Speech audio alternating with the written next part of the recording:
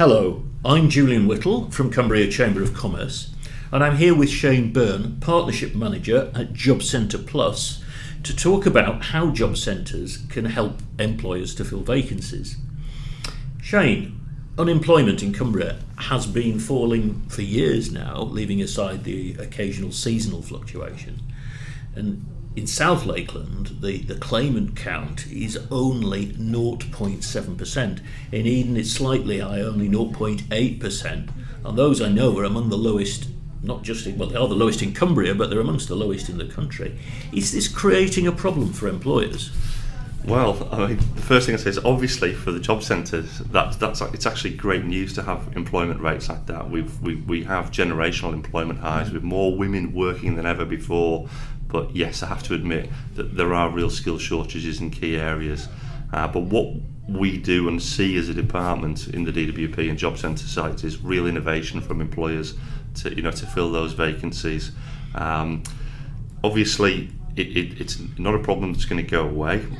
We know that there's probably going to be very little change in the labour market other than for it to become more buoyant, particularly with some of the big industrial activity that's going to be happening in the west of the county in the coming years.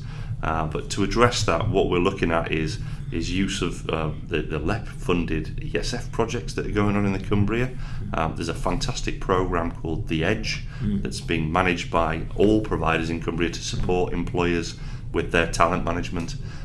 We're very much committed to upskilling the workforce of Cumbria so that they can address their recruitment needs internally. And what that does for the Department of Work and Pensions is leave entry-level vacancies at the bottom of the Christmas tree. As talent moves upwards and develops its ability, you find that you get brand loyalty to the employer. If an employer works closely with its workforce, manages their talent, commits to showing them that they want to develop them and look after them, you'll find that, like a big department in ourselves, we have that strategy, and you do develop loyalty and people do move on and progress through that firm. But what it always does eventually is create a position at the bottom of the department where somebody, hopefully from the department, from the job centre side of the house, can move somebody into, Julian. Okay, I mean, I've seen figures from the local enterprise partnership that we're going to need 113,500 people over the next 10 years to replace those who retire or leave and to fill new vacancies. I believe around figures as well that half of the businesses in Cumbria that have tried to recruit have actually struggled to do so. So we've got two challenges there. I mean, how have you got a long-term strategy? It's a holistic process, Julian. We're looking at the economic development teams in the local authorities and working with the MPs across Cumbria. They've got a fantastic task force strategy themselves. They work quite closely together, party politics aside, because they are Cumbria-centric. They want to see Cumbria succeed. I know from talking to John Stevenson, he's very keen on seeing growth in Carlisle to make the city population rise, because what that then in turn does is it creates a greater labour market pool of talent for employers to pull from. Talking to Jane Meek's team and to the other economic... That's the economic development lead in Carlisle. Yeah. But across Cumbria as well, we're looking at how their websites work, for example, and what they're doing to pull businesses into Cumbria. And again, be it Barrow, be it Workington, Whitehaven, those economic development teams in partnership with JCP and the DWP, we're looking at how we can upskill the workforce we've got. But of course, one of the main drivers there is that we do have a super ageing workforce, Julian. Yeah. We know that as our base of population grows in age, that we need to look at asking people to, what would you like to do? Do you want to drift into retirement, or would you like to do something and work longer? And the answer to that is predominantly yes. There's a fantastic website out there called No Desire to Retire. Right. And that website's focused on getting people to put their talents and their skills through a CV and a covering letter onto that website. It's free for the user, but then employers can then use that to go in and identify people with the skills that they need. I think 50 plus customers are incredibly important to us in JCP. That's a cohort of customers that we can see who sometimes are quietly forgotten. People always look at youth and about how we're going to develop the younger end of the workforce, but unfortunately, we're not going anywhere till we're at least 67 now. Your occupational pension, we've seen those fundamentally change over the last decade, from 60 to 67, or final salary pensions even end. The auto enrolment scheme's been a fantastic thing that the DWP's led on, but again, it's geared to pay out slightly later in life, because we know that as we have an ageing population, the bad news is we're all going to work longer, but then it's good news because we know that work has a profound effect on people's well-being, positive effect on their mental health, and economic well-being, because you know that as you continue to work, people who are partially retired, that grey pound to the economy is absolutely vital. It's always fantastic that I meet some of my older colleagues in work and they're telling me they're off on their 4th holiday this year, and I sit there and think, I can't quite afford that, but one of these days I'll be in a position where the mortgage is paid off, the kids are through university. I can only do that by continuing to work, so partial retirement is critical. I mean, that's an interesting idea. So what perhaps employers need to consider then, they need to be more flexible and say, well, I'll recruit an older worker on a part-time basis for this vacancy, or maybe 2 older workers, or and that way it keeps people in the workforce for longer than they might otherwise be. I think that's absolutely key to recruitment in Cumbria as we go forward. There is a reducing number of young people. That's a fact. An increasing number of older workers. So yeah, I think you're right. I think that strategy and that thinking, that innovation from employers, where they're thinking about retaining people, even possibly having conversations with people as they get towards the finish line about how you can keep them. Yeah. Now we talked about older people there. And what about youngsters though? Because perhaps surprisingly, given the labour shortages that exist in some areas, unemployment in Cumbria in the 18 to 24 age group is higher, quite considerably higher than it is for older workers. Why is that, and how are you addressing it? Yeah, it does stand out, and we do know that Cumbria has had issues with what we call NEETs. That's young people who are not in employment, education or training as they leave full-time education. And again, with the task force strategy there, we're working very closely with Cumbria County Council. The Department of Work and Pensions has appointed a social justice manager for Cumbria. That's a wonderful lady called Jennifer Metherell, and she's looking at pulling together all the different partners who help younger people. There is an array of them, Julian. We're looking at, Cumbria Youth Alliance. You're looking at the Key Team. You're looking at Inspira Cumbria, who run the National Career Service programs, partly for the Department of Work and Pensions, but again partly through their own strategies. They're all supporting this younger cohort of workers. It's absolutely fundamental that we do not let people drift into low skill, low pay activity. So yeah, we're really focused on making sure that client group's helped. So to clarify, it really is about skills. The reason we've got more younger people unemployed is because they don't have the right skills for the vacancies that are there, and you're waiting right. for them. It is. The way that we would categorise that is it's all about the CV. If you're a young person and you're looking at your CV and you're struggling to put something on it, then again, that's where the JobCentre kicks in, that's where Inspira kicks in, that's where our partner organisations, and we're really about getting something on your CV. Now, that may be an entry-level position, that may be some voluntary work, that may be some youth work, but again, some people are very, very challenging about what voluntary work would do for a young person, but the answer is it gives them a work-like experience. It gives them the structure, it gives them the chance that they've got to dress for success, they've got to be at a set point for a set time, they've got to manage their diary, and again, that's what employers are looking for, Julian. If you're sat down in front of somebody, a young person, you're thinking, why do you want to work for my organisation? It's one of the toughest questions that a young person will often ever have to answer. Why do you want to work for the nuclear industry? Why do you want to work for Boots the chemist? You've got to come up with the right answer. So a bit of research and a bit of thinking, and that's again where we step in with those partners to give the help that's needed. Yeah, I mean, as a side, we did some research at the Chamber last year as part of the government's consultation on an industrial strategy, and one of the things employers told us that sometimes younger people don't have those people skills, those interaction skills that you need in a customer-facing role. Yeah. And that is a bugbear for some employers. So that's an area you can help with, is it? It certainly is, because again, that feedback's national. We've heard that actually from graduate programs. We've seen people at universities. Yeah. Some of our most talented and brightest people in the country are sitting down in front of an employer without those soft skills. Yeah. So again, we do have a program. And again, I'd have to pay compliment to Inspire across Cumbria. They will help coach young people. They will cite them on some of the fabulous websites. The likes of Barclays Bank have a wonderful program of helping young people through online services. There's YouTube blogs and clips about how you sell yourself, how you have that soft approach. And I can't, say that, that element of charm, that little bit of research before you go into an employer and try to sell yourself to them it's absolutely crucial. You've got to have that kind of that little bit extra about you to make you stand out. That little bit of tenacity, that little bit of persistence, doing maybe something just ever so slightly different that's not right out there, but it's going to make that employer think there's something about that young person that would maybe want to give them a chance. Now, Cumbria was one of the first areas to adopt universal credit as a replacement for job seekers allowance and quite a few other benefits. Now, I think the rollout of universal credit in Cumbria is almost complete now. How does it differ, and why is it better for job hunters? It's a fundamental change.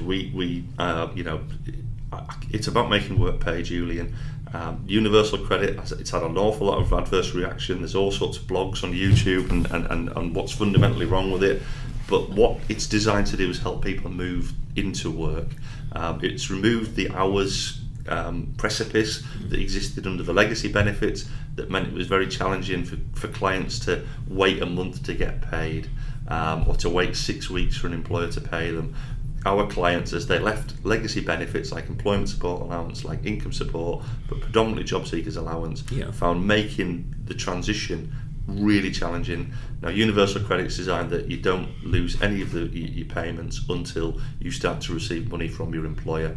My son, for example, started to work for a big public body in the summer. He was out of university. He started work in July. He didn't actually get paid any money till the end of September. Right. So again, if he didn't have that safety net with his mum and dad helping him, he would have been on universal credit possibly, and that would have supported him. It would have meant that it was fine to actually get a big payment in September. So it removes that precipice, Julian. That can't stress how important that is. But it also removes the daft rule. Like on job seekers allowance, you could only earn £5 a week before it affected your benefit.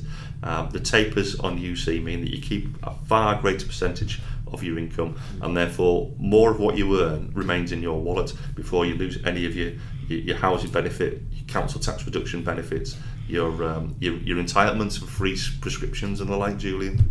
So, I mean, that's the theory behind it, and now we've had it in Cumbria for is it a couple of years now? Well, in West Cumbria, it's been there for a year. It actually rolls out in Carlisle and Penrith in July, in September in South Lakeland around Kendal, and then in Barrow in December. They're at the back end of the programme. But every office in Cumbria by the end of December will be a UC full service site. The fundamental difference between Universal Credit Full Service and the old Universal Credit is it's a purely digital platform. There was an awful lot of changes in the budget last year that really had a profound effect on universal credit, which meant that the old style had to be frozen because we simply couldn't have updated the software on a system that was only going to last for another 12 months, Julian. It would have been an absolute waste of taxpayers' money. It would have cost millions of pounds to upgrade an IT system, as I said, that we were going to fundamentally throw in a trash can, whereas the new platform, the full service platform, is entirely digital.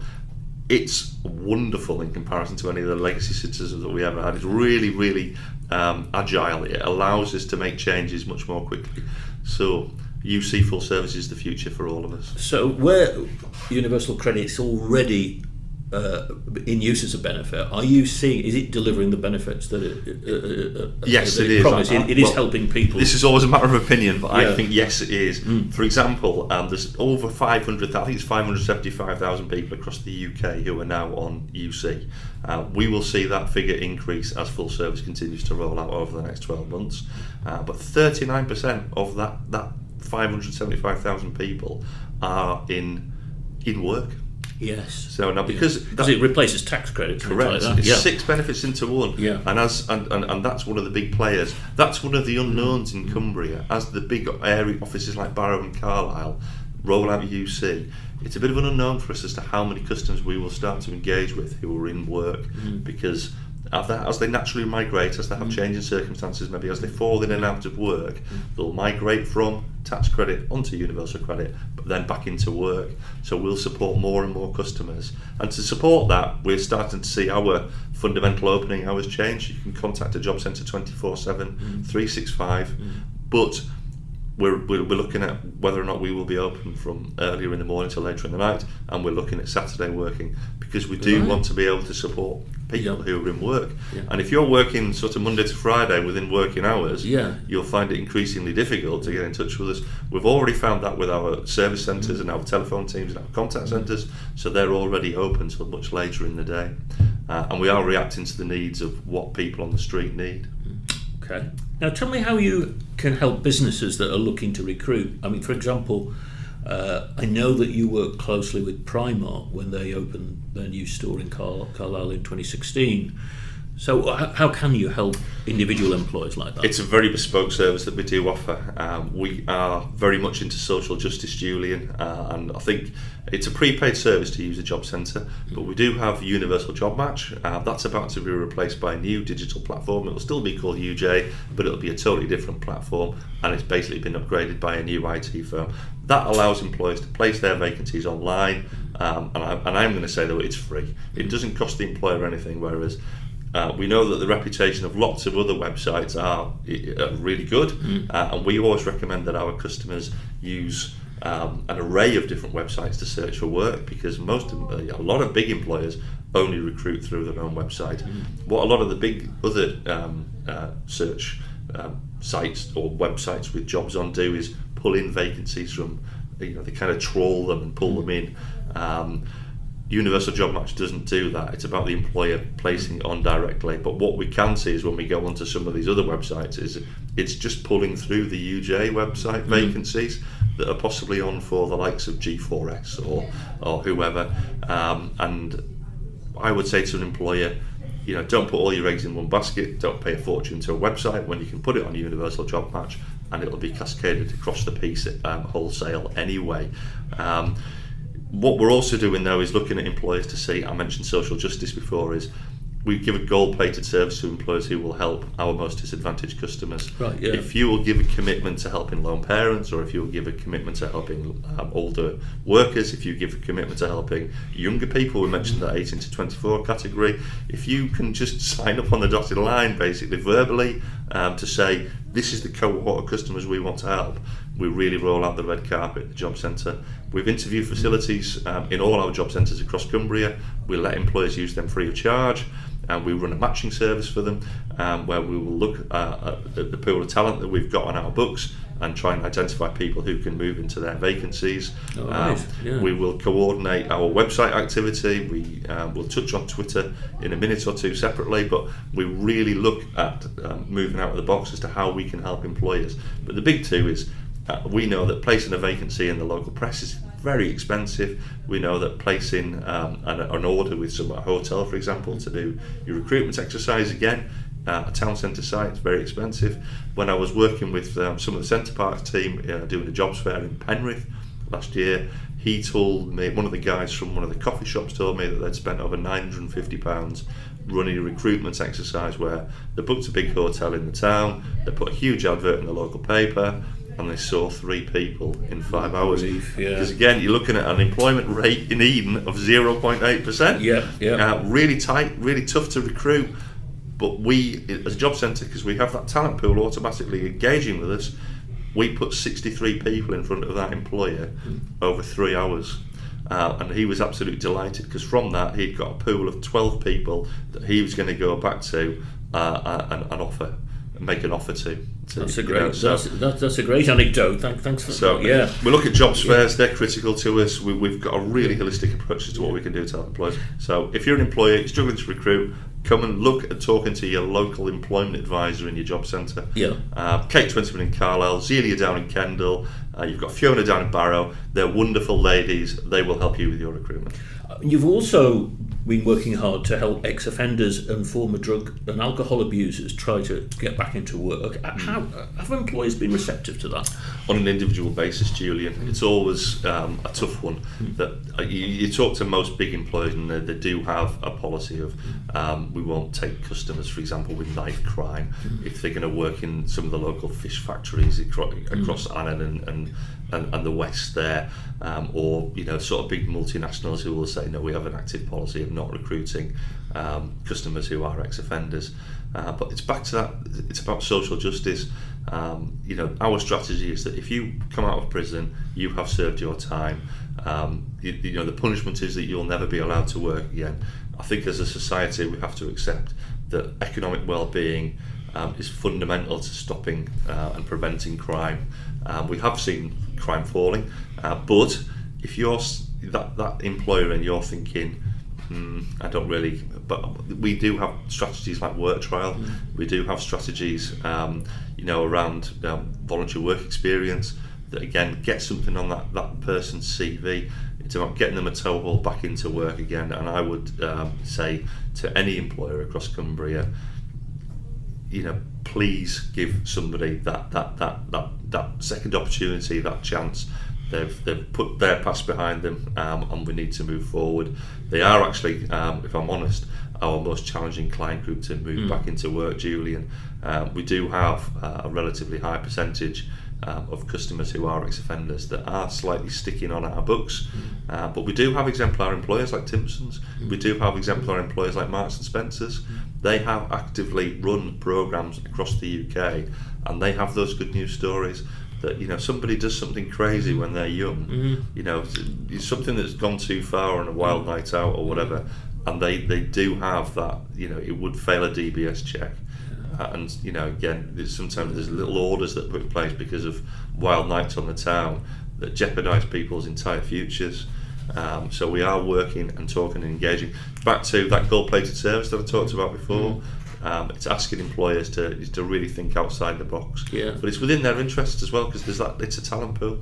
I think Virgin Trains have done a programme as well for ex-offenders. So there's some big employers who've embraced that, aren't they? Now you mentioned Twitter a minute ago. I mean, I know you're not afraid to embrace technology and social media. I think have you put in job vacancies on Twitter now? Well, we actually have a digital team based in the Northwest now, and we have a wonderful Twitter site.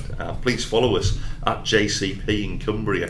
But what that Twitter site's about doing is, I mentioned before about lots of smaller employers having their own websites where vacancies are sometimes hidden.